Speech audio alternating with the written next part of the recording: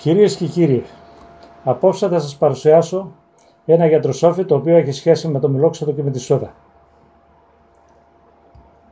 Είχα ένα χρόνιο πρόβλημα με το αυτί μου.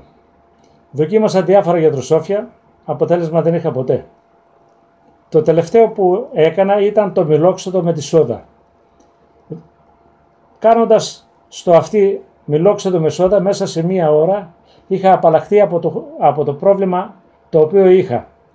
Διαπίστωσα όμως και ένα ωραίο δώρο ότι μου έκανε το γιατροσόφι, ότι μου ανέβασε την ακοή μου.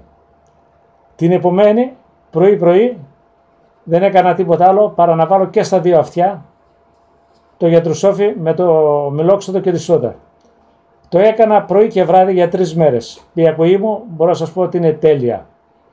Για να καταλάβετε, πριν ξεκινήσετε να κάνετε αυτό, θα κάνετε ένα κλείσιμο στα ρουθούνια σας με τα χέρια και θα φυσήξετε να δείτε πόση πίεση πηγαίνει στο αυτί. Δηλαδή σας δείχνω αυτό.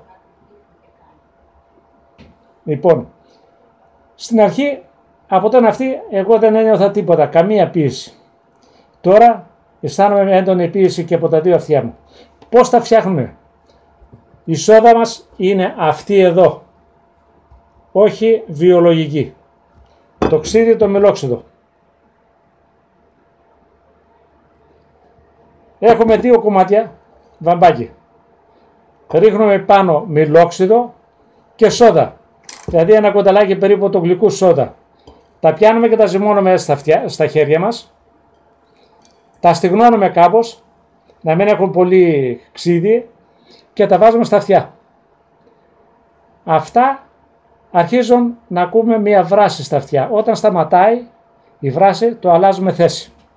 Εάν μετά από μέρες κάνουμε ξανά αυτό το πράγμα, θα δούμε τι πίεση έχουν τα αυτιά μας και πόσο καλύτερα θα ακούμε. Σας ευχαριστώ.